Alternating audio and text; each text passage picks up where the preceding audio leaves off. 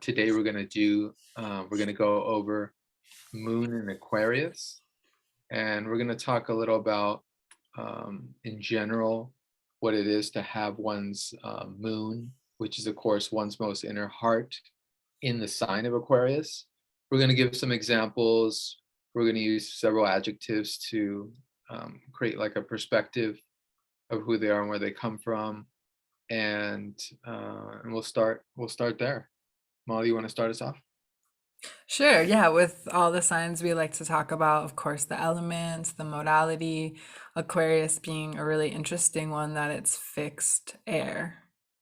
And, it gets the reputation associated with the 11th house of networks, communities, anything that's on the progressive leading edge, let's say, of society, breaking out of the structure associated with Capricorn, the cardinal earth sign. And then, this is being that it's fixed air, I would say, and moon representing our mind, our heart, our emotions. These individuals, while they can be very like avant-garde and cutting edge and quick, right? Because it's ruled by Uranus. There's like a quickness to this, the way they process emotions, and can kind of feel into the emotional energy of a space.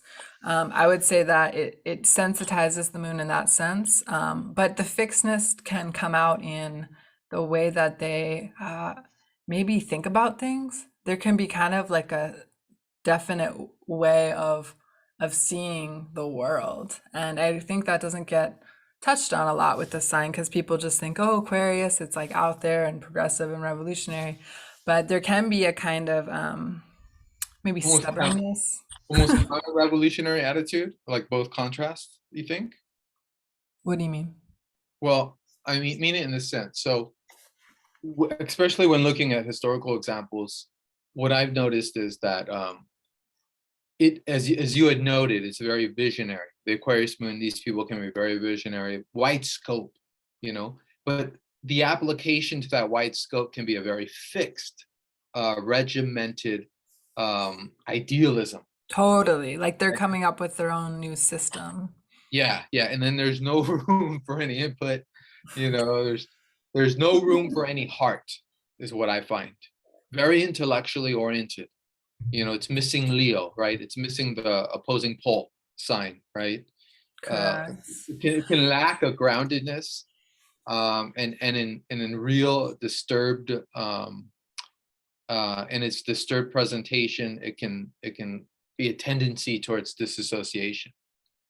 Yeah, I think I don't want to use the word lack, but I think to go off what you're sharing, it's the fact that there is this abstracted viewpoint. There is this broader viewpoint that it lacks the personal sometimes. It lacks that like personal connection to emotion and where they can evade over unpleasant quote unquote emotions like jealousy or possessiveness or anger or fear. There could be an avoidance in that when it's taken too far.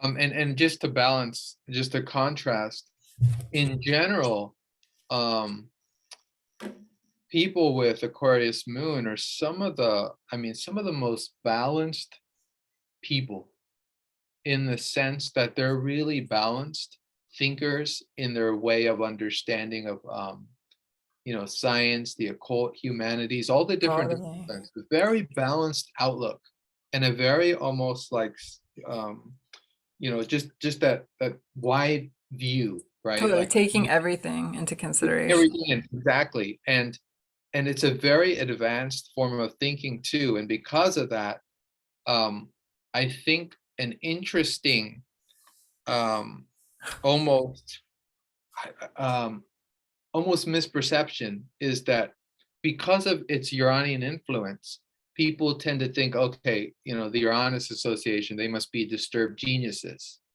But actually, the disturbed geniuses we have in humanity are mostly imbalanced astrological charts. Interesting. So a human that has an Aquarius moon would almost be a more balanced, visionary kind of intellectual perspective of humanity. Mm, So these people are not going to be the geniuses, is my argument on that. a I think, disturbing.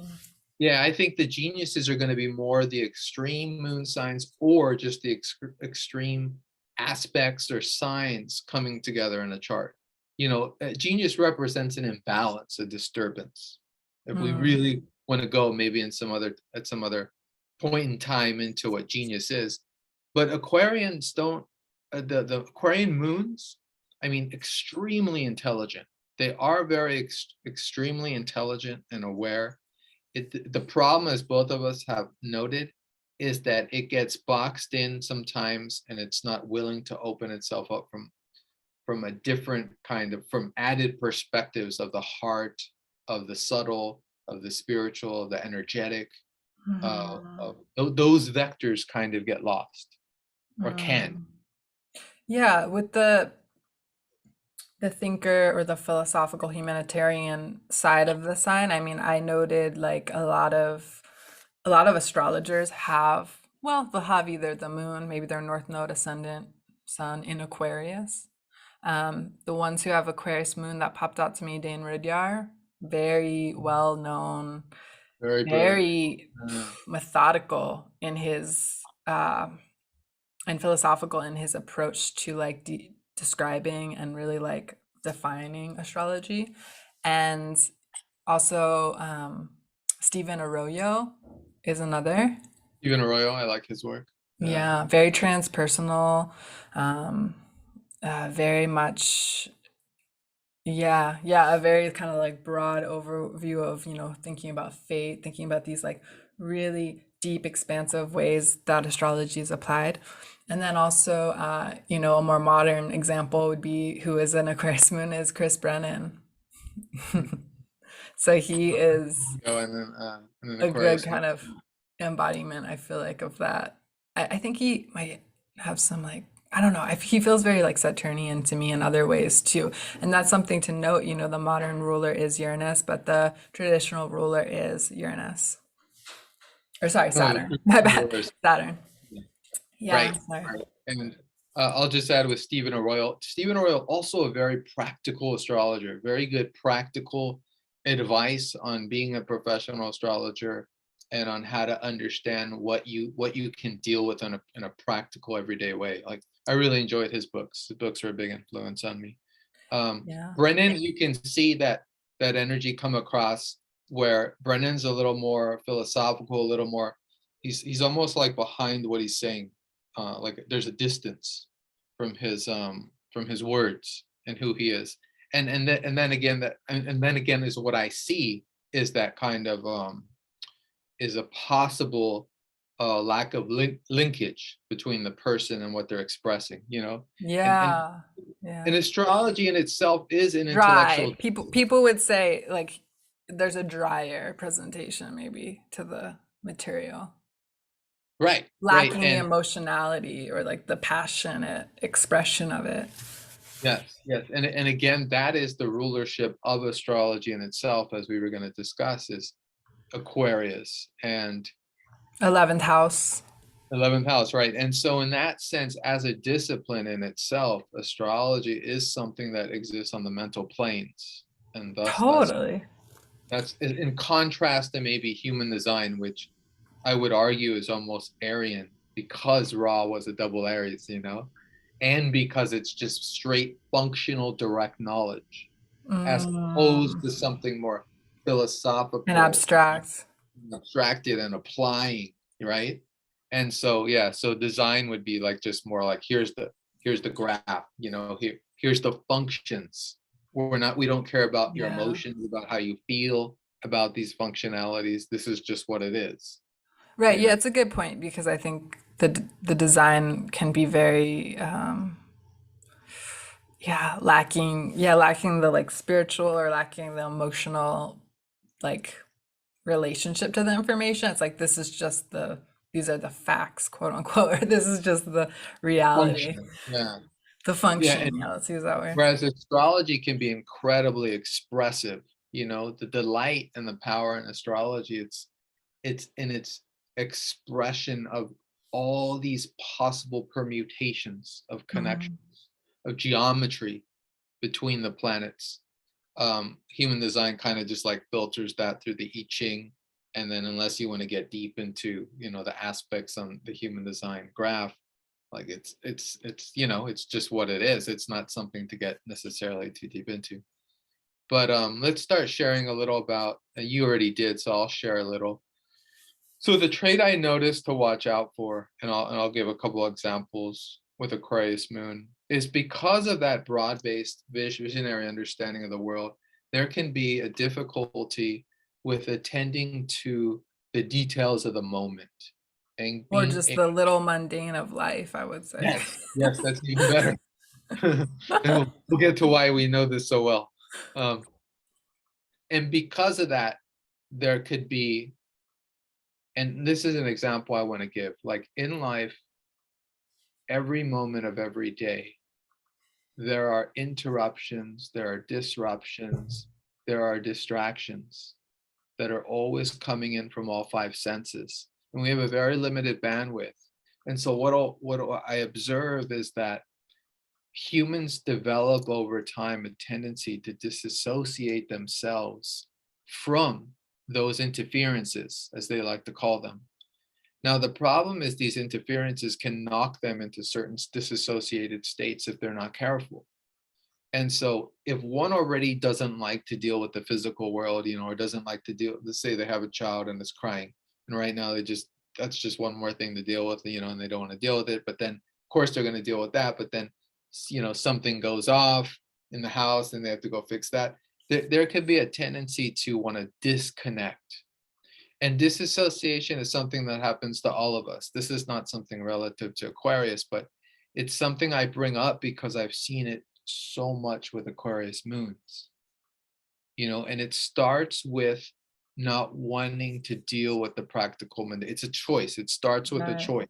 The antidote being what you just said would be bringing in the earth, the practical. Like that's a big antidote for like an excessive air or maybe air dominance with very personal planets is the grounding, is the like eating a really nourishing, maybe warm meal, like the things that bring you back to the present, like you mentioned, like it's grounding it into the here and now.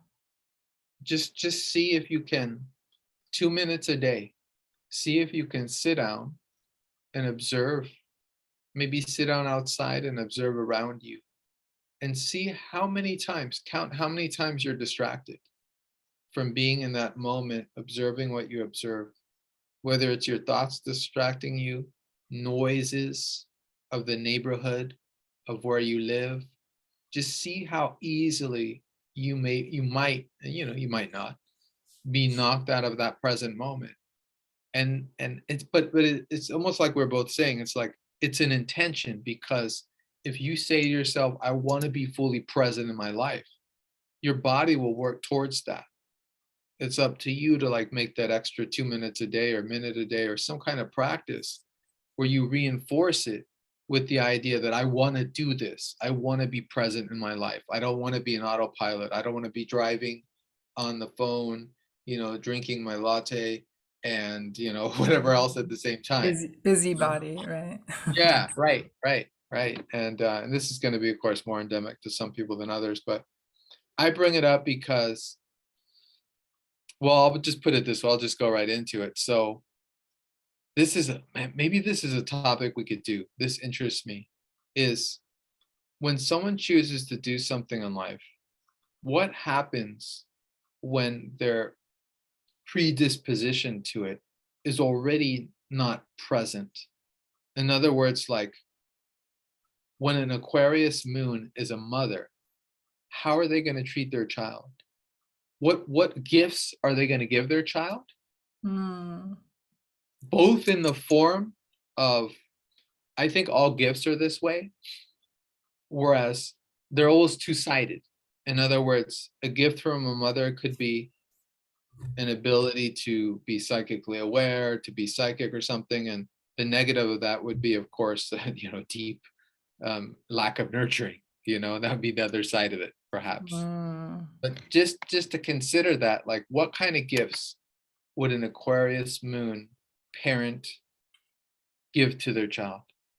Oh, I would say self-reliance or resilience in terms of like, like that maybe that like pull yourself up by your own bootstrap. A little more tough love, a little more detached monitoring. Now, is that for the emotional body or is that for the physical world? And what kind of gift? For the physical, I guess it could, I think it could apply to both, but probably more so to the just everyday life, dealing with life, just Daily life noise and distractions? mhm. Or just like yeah, like there's like a resiliency and then a kind of independence, a lot of independence, I think, given. Yeah, yeah, I would agree with you. Those are definitely gifts from an Aquarian moon parent. Doesn't have to be the mother, it could be the father as well. Um, Hmm. maybe a very broad understanding of the world and how it works. Definitely. Hmm. Very balanced kind of development, you know. Hmm. Um, We both have, by the way, to the audience, we both have Aquarius moon mothers. So, so I thought it was interesting that we're both astrologers. and I think Molly hit it on the nose there because I think that is interesting in the sense that I don't know. I mean, it's so for me, I don't know when it happened with you, but I remember myself going to going to bookstores since I was like 10, 11, 12, just reading books on astrology. I mean, I was that young. Yeah. Yeah. Well, the reading was definitely instilled by my mother. My mother's a teacher. She she would have books on like Jung and all those kind of books like lying around. We would read together. I have a friend who is an Aquarius moon herself, and her mom is actually an Aquarius, interestingly enough, and her mother's an astrologer. So it's kind of interesting in that regard. Like, what was your mom's occupation? My mom also worked in schools. Okay, She well, there you go. Yeah, the did child institutions. development. She did, yeah, after school programs. Yeah, Yeah. they are ruled by Aquarius. Like institutions are 11th house. These like places of learning, these places of broader networking, humanitarian causes. And so, yeah, that's definitely people with this moon sign, like their mothers might have that signature in the work they've done. Um, yeah, there's definitely like a broad outlook, but I guess one of the downsides of that is sometimes it's so like the attention might have gone to like her and her students and her work and less oriented Uh, towards and that was obviously given to me as well, so I can't really like gripe about that, but there was definitely like I think this moon sign wants to like save the world, and when you're saving the world, you can forget about yourself and you can forget about the people in your like immediate bubble. wow, you just said everything right there.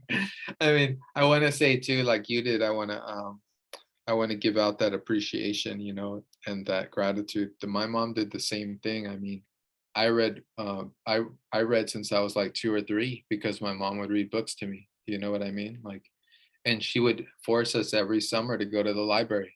We'd have to check out books weekly, like we had to like keep up, in our reading, So it was a very I mean, it's great I still have the studious nature to this day, I love to read. Despite the Hmm. world we're moving into, I still want my paperback books, and my hardcover books, I don't want Totally. Yeah, we both have like really huge libraries. to. And now I have an online library too, but it doesn't mean I want to get rid of my physical library. Um, Mhm. yeah, I mean, in general, I'd say returning back, very charming, very witty people, very good conversationalists, very edified. You Great, know, great networkers, they're the people I feel like that know the person you should talk to, can connect. Because it's like Aquarius is this like mycelial web, it's the internet, it connects it connects. And so there's a lot of that potentiality with this moon sign and with a lot of these with any personal placement in Aquarius. In terms of, do you want to talk a little, do you have any more to add about the mother, with the mother No, that's all. connection? Oh, Okay. I just wanted oh, to, I do want to add one more thing. Sorry, I do want to. Me and Molly didn't bring this up yet, but there can be, as with any of the air signs, when any of the air signs become parent, there is a tendency. We brought this up indirectly, but I just want to go over it for a sec. There can be a strong, very strong tendency to lack of nurturing, because what gets interpreted as nurturing is the education. They're going to educate their kids, their children, yeah. but are they going to meet their children's needs? In other words, are they going to give them the nurturing early on that they need, the responses, the touch, the connection, the resonance with the mother's nervous system, the ability to be healthy in their own body and regulate their own nervous system? Are they going to feel safe all the time? Is that going to be a priority for the child, to feel safe, to feel nurtured, cared for, needs met? The problem is that gets overlooked often with an Mm, Aquarius parents, because their interpretation of what nurturing is something different. Their understanding of totally.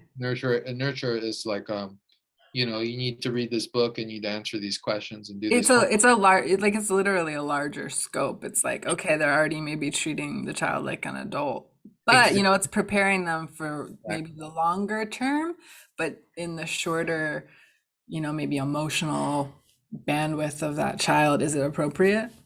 That's debatable. I mean, then what you have is an over intellectual adult who can't regulate their own nervous system. You know what I mean? Speak for yourself.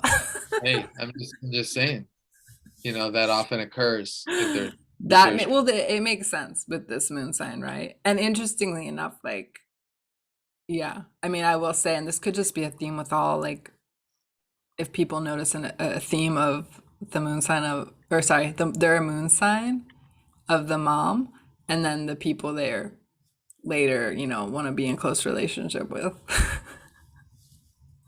And, there's only two types of nervous system: secure and insecure, and I don't see any secures nearby. So, they're not very common. So, I air wanted moon. I wanted to touch now on like the more medical side of it. So the idea of moon also representing digestion and how this can be maybe a disturbed or very sensitized digestion, a distracted digestion, if you will. I actually have someone close to me who has this moon sign, and interestingly, if you guys, for those who know human design, they have a their digestion type in human design is like is noisy. I think that's what it's called. It's the one where basically like if a lot is going on, that's actually like how they digest. So it kind of, that connection was interesting to me. So I would just say ways to kind of treat or with this digestion would be like warming meals, things that are going to be kind of like easier on it. I feel like there's also this like any excess of air can be, as classical, like inability to focus, or sometimes it could be, I see Aquarius moon strongly connect to, or Aquarius rising, I've seen a lot like the restless leg syndrome, where there's like nervous tremors or kind of like just sporadic twitches in the body, like anything where it's just kind of random impulses is ruled by Uranus and Aquarius. So you might see those kind of like weird I don't say weird, but those kind of random conditions of like spasms within the body. I like that because, in essence, our bodies are conductors of electricity, of energy, of bioenergy. We're essentially like bio beings, right? With electricity running through us all the time, regardless of what we want to call it, chi or prana, or we're bioelectric beings. And if you think about it that way, an Aquarius moon would probably need to ground, Or just like a like mineral warm bath, or a way to discharge that electrical energy. excess electrical energy in the body. That's great. Like a bath, Barefoot walking on earth is even barefoot simpler. outside, non-synthetic clothes, right? That's a huge one. The more people don't understand, like if you have synthetic clothing, like you're not getting the negative ions to balance out the electricity in your body. You're getting positive ions. That's a really good point. And so you're getting tired. You're getting really tired and you're wondering why you're getting so tired. Yeah. It's because you're wearing synthetic clothing. It's because there's metal bars around where you live. I mean, you know what I'm saying? Like we don't often take into account how the bioelectrical and energy is being conducted, not Right. just in our own physical bodies, but in our houses and our homes and our Totally. environment.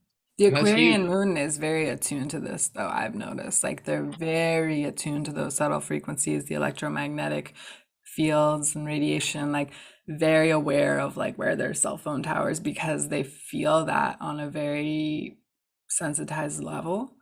And I wonder, Mara, too, with this moon being the moon placement, if you feel like there's, because it's Uranus and it's moving so quick, if you've noticed like psychic, very strong intuitive capabilities with this moon placement. I would definitely agree with that. Very strong. But sometimes a tendency to turn away from developing it because of the intellectual frame. Mm, I know a lot of Aquarius moons who have that psychic capacity, but it's almost a functionality of that Uranian electricity just going somewhere else and lighting up a part of the brain, right? And hmm. revealing something and then going away, as opposed to them feeling, I want to go to school, I want to develop this capacity. That I don't see too common with them. So it's Got more of it. an undeveloped. But I mean, I More think, latent. yeah, more latent. Although, like, I think I don't know if it was Steiner or Edgar Casey, either Aquarius